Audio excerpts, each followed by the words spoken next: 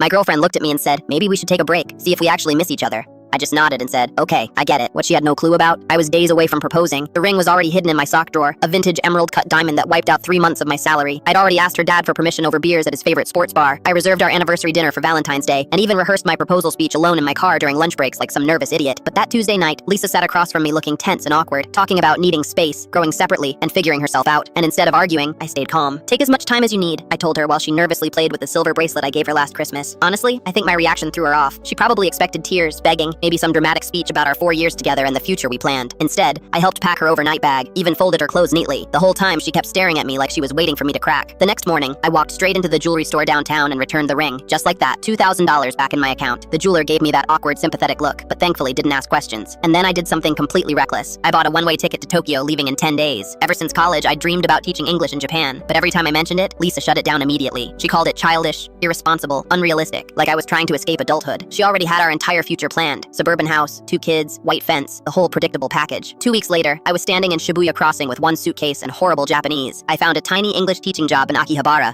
rented a microscopic apartment with paper-thin walls, and started learning Japanese from scratch through apps and random YouTube videos. And for the first time in years, life actually felt exciting. Every day felt unpredictable. New food, new people, new experiences. It was chaotic in the best possible way. Meanwhile, my friend Jake kept updating me on Lisa's self-discovery journey through social media. According to him, she was living her best single life, posting Instagram thirst traps, partying at trendy bars every weekend with her friends, acting completely unbothered. But apparently, she also kept asking mutual friends if I was okay. Jake said she seemed genuinely shocked that I'd actually left the country. By month 3, my Japanese had improved enough to hold real conversations beyond just ordering ramen. That's when I met Yuki. We met at a language exchange meetup in this tiny hidden cafe in Harajuku. She studied international business at Waseda University, spoke flawless English, and had the kind of laugh that instantly made you smile too. We started meeting twice a week to practice languages, but honestly, we were just falling for each other. Then one Thursday morning, Yuki and I were sitting outside a convenience store sharing canned coffee and those weird fluffy pancakes when my phone suddenly exploded with notifications. I made a huge mistake. I miss you so much it physically hurts. This break was the dumbest thing I've ever done. Please come home. I need you back. Then another text came in. Jake posted about Japan. Are you seriously teaching kids now? Tell me this isn't real. And another. Answer me right now. We need to talk properly. You can't ignore me forever. I screenshotted the messages and handed my phone to Yuki. She read them carefully, raised one eyebrow, then burst out laughing so hard she almost choked on her coffee. Tell her you found someone who already knows what she wants, Yuki said in perfect English while casually stealing part of my pancake with her chopsticks. So that's exactly what I replied. I found someone who doesn't need a break to figure out what she wants. I hope you eventually find what you're looking for. Lisa answered in less than 2 minutes. Japan was always a stupid fantasy anyway. You're ruining your life for something that'll never last. I showed the message to Yuki. She smiled, completely unbothered, and said, should we mention our engagement party next month? We laughed so hard the convenience store clerk started staring at us like we'd lost our minds.